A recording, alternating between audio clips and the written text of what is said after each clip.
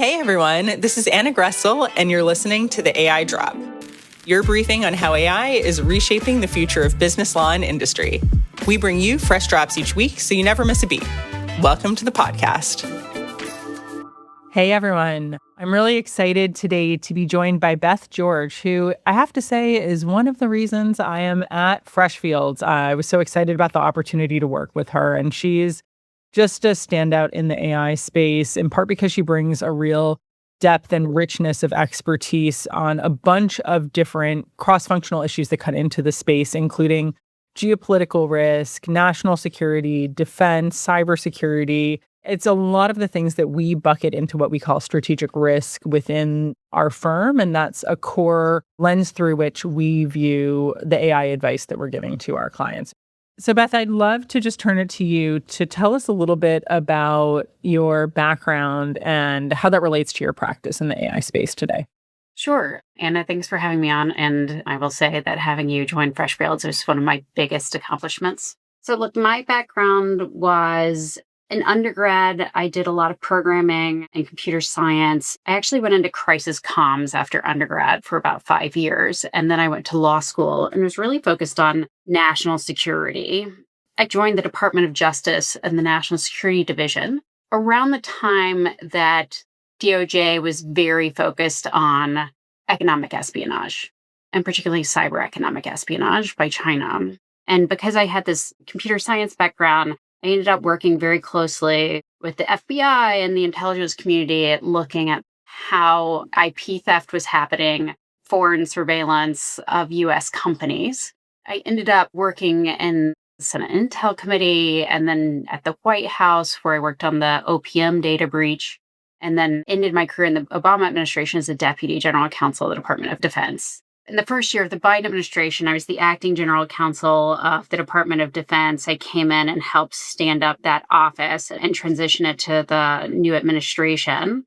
But in private practice, my career has really focused on the intersection of national security and data regulations, whether that's been cybersecurity or privacy or data sovereignty. And of course, with the explosion of AI for many of our clients, that's become a quick part of my portfolio on advising clients around AI, security, geopolitical risk, and so forth. And Beth, I think there's no better expertise to have when we are looking today at the geopolitical landscape globally around AI. And it's interesting. One of the reasons I wanted to have you on is that Kimi K3 came out.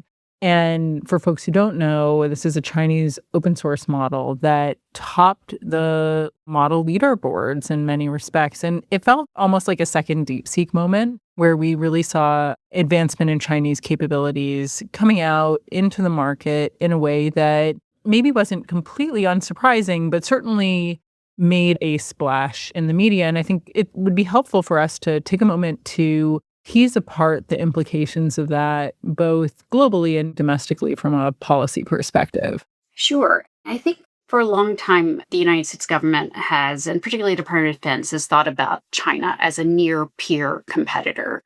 It is a country that is certainly capable of competing in every sphere with the United States. And it has the advantage of central planning, right? The government can really dictate where it needs to send resources and push its private sector to focus in those areas. So China has been focused on AI for probably longer, I think, than the United States government seriously has been focused on AI. And you can see it in their investments. China produces twice as many PhDs in STEM than the United States, produce 4 times as many undergraduates in STEM-related fields than the United States. Their publications have surpassed what the United States is doing.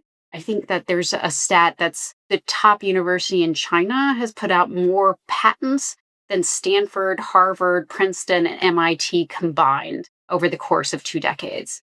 That investment is paying off. And there is certainly, and you will hear, and it is certainly true that there is distillation being used by Chinese companies to shortcut their way to replicating peer models to the ones that American companies are creating. And there's no doubt that there's economic and IP espionage as well that's supporting them. Understanding that their innate capabilities and their focus really is in this area is important to understand the geopolitics of what's likely to happen.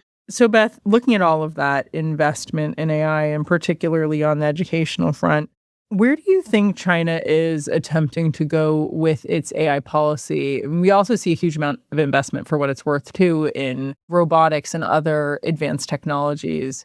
What is the end game, and particularly, how does the open source strategy that at least some Chinese companies are pursuing play into that? I think that what you're seeing, particularly with this open source strategy, and I think China's strategy is multifaceted, but with the open source strategy in particular is an extension of the Belt and Road strategy that China has had for a couple of decades now, which has really been focused on creating resources and opportunities in countries outside of the United States, and particularly focused on Africa and Latin America, but broader, where China becomes the developer of the infrastructure of those companies. Really, what China is trying to do with open source AI is become the world's infrastructure for AI. They have created accessible, free models that anyone can download. You can put it on your own server. You can build on top of it. And that creates the opportunity and the resources for companies that can't afford the cost of tokens or the cost of American tokens to have access to what they need. And so a lot of times the narrative in the United States and the competition between American companies has been really focused on who's getting to AGI or who's getting to super intelligence first. But there's a lot of need and uses and practical real uses of AI that don't need the most advanced models in the world. And if China becomes the default infrastructure for other countries, and you see Malaysia and Singapore have chosen open source Chinese models for their sovereign models, then China has a lot of influence over those countries, whether it's because you want to use the chips that China is going to create with them, or whether or not to work with these models, or whether or not you'll end up with needs for updates or building on top of it. China will then have a deep influence in those countries. And it's both the technological infrastructure, but it's also the reputation, competition. And one of the most, I think, dangerous statistics that we see happening these days is both Pew and Gallup have shown that other countries' trust in the United States has diminished and their trust in China has grown. And so if China succeeds in becoming the AI infrastructure that other countries reach to first, that will diminish the United States' influence in the world. And that is the true, in my mind, that's the true AI race that the United States should be focused on as a government and is probably not adequately focused on. This is all bringing back for me memories of before I went to law school. And probably folks don't necessarily know this about me. And I lived briefly in Sierra Leone, and the options at that time, which was, now I'm going to date myself, but a while ago, were really Huawei cell phone 1, 2, and 3. And it is really amazing the influence that I think that has and the soft power that that creates to control technology infrastructure. And I think people have specifically raised that in the AI context. And for what it's worth, I do think that's also part of the push to have more national or linguistically specific AI. And we see that from the UAE or Saudi Arabia or Turkey. There are a ton of countries now that are trying to create their own AI models that are more culturally specific, but there's still questions about how do those get created and are they bolted on the back of other LLMs and which ones, and some of those might be Chinese. And so the open source world, I think, is quite a rich terrain. But taking a step back and coming back to the US's policy response to this, particularly in this post-Kimi K3 moment, what have been the different policy reactions to this? Was it the same, or was the DeepSeek moment? Are we in a fundamentally different moment now? Yeah, I mean, I think that what we're saying is the same, more of the same, right? We have reached for, as policy tool, since at least the Obama administration. So we're going on almost 2 decades now, reaching for sanctions, export controls, these types of tools that are completely dependent upon American influence and the power of the dollar in the world.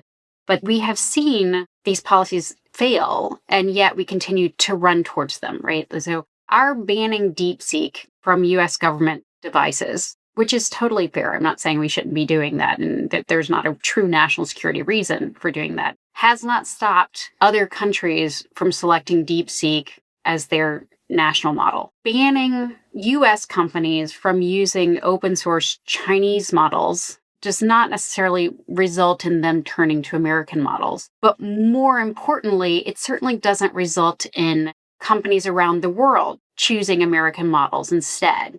This is ultimately a competition about preference and not exclusion. There are things that we can try to do to try to slow down China's ability to build the most advanced AI or to build military capabilities around AI. I don't know if that's actually going to be successful. If you see China's investments and how quickly they have narrowed the gap, we may not be successful in that at all. But it's policies around excluding the private sector from Chinese competitors ignores the fact that we have to have a viable, helpful, accessible, free, capable alternative. And I don't see any policymaking coming out of the United States that's really successfully focused on promoting American alternatives. And so if you look at the Huawei example and the US's campaign against Huawei, people did not necessarily turn to a US company instead. In the United States, maybe, but in the middle of the world where geopolitical competition is actually happening, Huawei continues to maintain a dominant market position, and excluding China from being able to access our chips has resulted in them investing more in building their own chip infrastructure. Excluding middle countries from our chip base only results in them turning to China. And so I'm not sure that the policy solutions of blacklists and bans and export controls is really going to create the winning the hearts and minds and the preference and the reputation that we really want to win if we're trying to compete for America being the default go-to AI infrastructure of the world. So let's talk a little bit about what that alternative world looks like in which there is a policy of, let's say, investment or expansion of access to possibly not the most highly capable models, but widespread global access to American models and technologies. Does that look like promotion of open source? What are the different policy levers that could be moved here? So at the beginning of the Trump administration, there was a deliberate policy around trying to create an American AI infrastructure and package and exporting it. It's not clear to me that that has gone anywhere.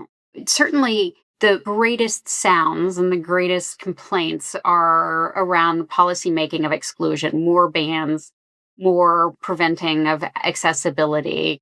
You see in the news that companies are having to lobby the Trump administration to allow their chips, their infrastructures to go to places like the UAE, the Middle East, and so forth. There seems to be a big gap between the policymaking discussion around actually creating an AI infrastructure that we export and that people become dependent upon and doing it. And whether that is because we haven't done enough to encourage companies, American companies, to build open source models or to build cheaper, accessible chips or to put their products out into these different markets. I think there's a number of levers that we could be pulling, both diplomatic ones, but also commercial ones, investments in certain areas. We continue to be focused, it seems, internally in America on winning the AGI race and not on winning the everyone wants to use our infrastructure race. And I think what's pretty telling and scary is when you look at what Europe is doing. You see countries that are trying to remove American infrastructure, just internet infrastructure, much less AI infrastructure, but American internet infrastructure from their government services that are preventing American companies from buying their domestic companies for fear of surveillance. And when you're looking at our closest allies viewing America with distrust and skepticism, viewing American companies, not just the government, with distrust and skepticism, and understanding there's already a trust gap when it comes to AI. We're not doing enough to put ourselves out there as we will be a reliable partner. When we put out a model, it will continue to be available. It won't be jerked off the market abruptly out of fears of foreign access to it because it's too powerful. But also, we will hold our companies to a certain standard to ensure the safety around our AI and that our AI is trustworthy and that our AI is not being used as a backdoor for government surveillance, or our AI products are not being manipulated or without standards here in the United States. I think that there's a real opportunity when you look at some of the government testing that was done on DeepSeek that showed that DeepSeek was much more willing to do jailbreaking than comparable American models. There's a story to be told there to countries around the world. Our AI is more reliable, but we haven't picked up that narrative either as a government or in our own policy of trying to ensure that American AI is set to a specific standard, or the American companies haven't really grabbed onto that because of this sort of very split focus on better, faster, bigger, more capable, rather than practical, accessible, free.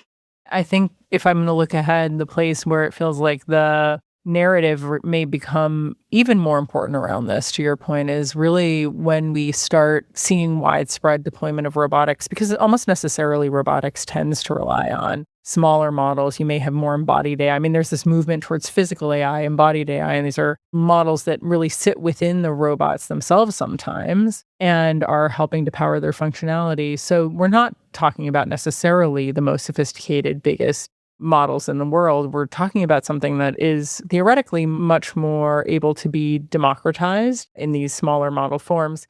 But the trust is maybe even more important.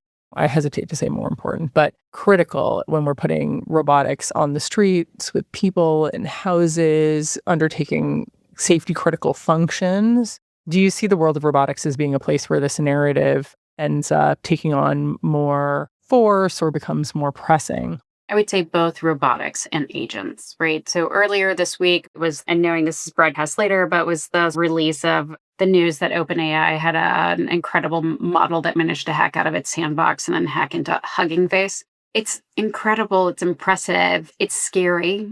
The reaction from, I think, all of our clients was, how do I prevent my agents from doing this? I think in robotics, when you're talking about embodied AI and its ability to interact with, whether it's in a factory or in someone's home, what are the possibilities of it going wrong, it physically injuring someone, it breaking something? And so the trust factors in both of those cases are extraordinarily high. We all love the idea, maybe we don't all love the idea, but it's a pretty exciting, the idea that we could have an agent that was capable of doing almost everything that we're capable of doing.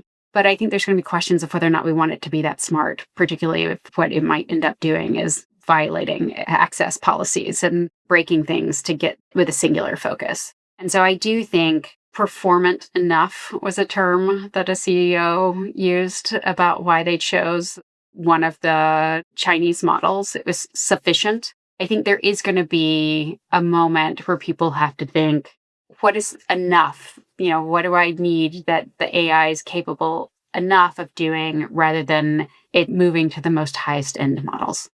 Yeah, it raises the question, are we really going to start seeing more tiering out in the market of super highly capable models for X tasks, medium capable models for Y, small and performant models for Z? You know, maybe world models fit in here in a different kind of way for specific tasks where you need that kind of spatial understanding and reasoning. And so the market on the model front may become a lot more diverse. But I guess my question for you, Beth, would be, is everyone just kind of muddling through this because it's not quite clear where the regulatory and geopolitical winds will blow? So I think the reality is there are a lot of American companies that are building on Chinese open source models.